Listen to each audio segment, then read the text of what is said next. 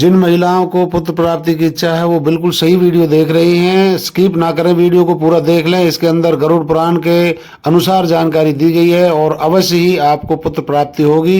ये बिल्कुल प्रैक्टिकल जो की हुई चीजें हैं वो हमने इसके अंदर बताई हैं। तो चलिए जान लेते हैं वो क्या है इसके अंदर। साथियों नमस्कार, मैं सतवीर सहरावत, स्वागत है आपका मेरे YouTube channel Ayurveda yoga and acupressure में। साथियों आज हम बात करने वाले हैं कौन सी स्त्री के भाग्य में पुत्र नहीं होता। लेकिन ऐसा कुछ भी नहीं है साथियों, ये सब कहने की बातें हैं। परमात्मा ने सबको एक जैसा भाग दिया है, लेकिन हमारे कर्मों के अनुसार वो हम उसका भोग जो है भोगते हैं और उसका फल हमारा बदल जाता है। इसलिए हमारे को अपने कर्म सही करने चाहिए। क्या होता है कि हमने आजकल जो है विशेषकर देखा गया है कि शादी जैसे पवित्र रिश्ते को, पवित्र संस्कार को हमने एक काम वासना का साधन बना लिया है और हम भूल गए हैं कि ये हमारे संतान उत्पत्ति के लिए कुदरत ने इसको बनाया है, शादी जैसे बंधन को।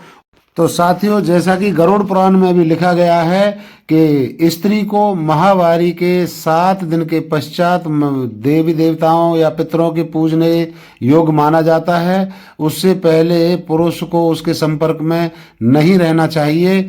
और अगर गरुड़ पुराण के अंदर ये भी लिखा हुआ है कि कौन से दिन, माहवारी के कौन से दिन, कितने दिन पश्चात में आपको मिलन करना चाहिए ताकि पुत्र की प्राप्ति हो। तो इस चीज़ को जानने से पहले मैं आपको एक चीज़ और बता देना चाहता हूं, जो कि आप एक डीप ब्रीदिंग के साथ एक आपको योगा करना होगा। वो आपको पुत्र प्राप्ति में बहुत ही सहयोग करेगा। तो आइए जानते हैं पहले उस योगा को। साथियों ये है वो हस्त मुद्रा। इस हस्त मुद्रा को करके बैठना है। जो महिला अपना पुत्र प्राप्ति की इच्छा रखती है उसको ये मुद्रा जरूर करनी चाहिए। 1 महीना पहले इसका अभ्यास शुरू कर देंगे और सुबह सुबह नहा धो करके आराम से इसको बैठे कम से कम 15 से 20 मिनट का अभ्यास करना है। दोनों हाथों को मिला करके छाती के सामने रखना है, इस तरीके से जैसे मिला रखे हैं, हाथ सामने आपको दिख रहे हैं।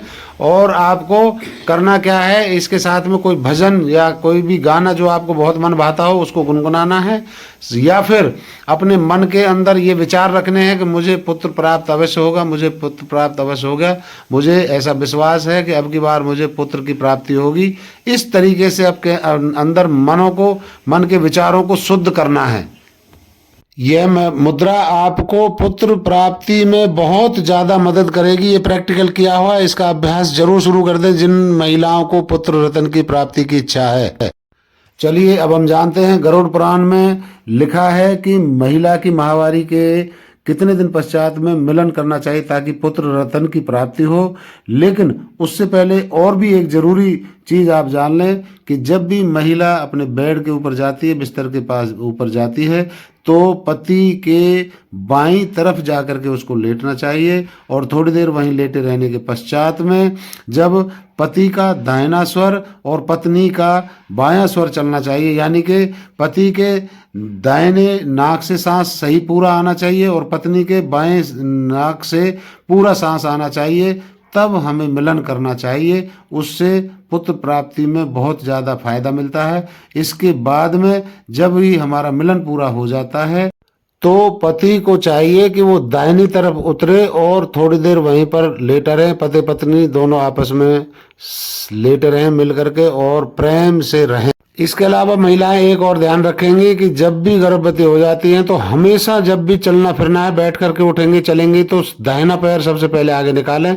हमेशा इस बात का ध्यान रखें, तो अवश्य ही आपको पुत्र रत्न की प्राप्ति होगी। इसके अंदर कोई दो राय नहीं है, ये बिल्कुल प्रैक्टिकल बातें हैं। तो चलिए अभी हम बात करते हैं गरुड़ पुराण में जो लिखा है कि महिला की माहवारी के 8वें दिन, 10वें दिन, 12वें दिन, 14वें दिन या 16वें दिन मिलन करने पर आपको पुत्र रत्न अवश्य प्राप्त होगा। इसके अंदर कोई दो राय नहीं है, ये बिल्कुल पुराणों की लिखी हुई बात है।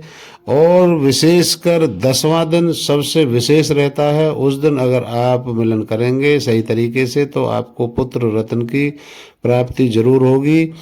तो साथियों ये थी आज की जानकारी जो कि मैंने आपको मान्यताओं और विश्वास के आधार पर दी है, जो कि गरुड़ पुराण के अंदर वर्णित है और बहुत लोग इसका फायदा उठा रहे हैं। हमारी जानकारी के अंदर ऐसा है और ये जानकारी अगर आपको पसंद आई हो तो वीडियो को लाइक करें तथा चैनल को सब्सक्राइब कर लें, सब्सक्राइब नहीं किया तो, ताकि और भी जानकारी आपको मिलती रहे।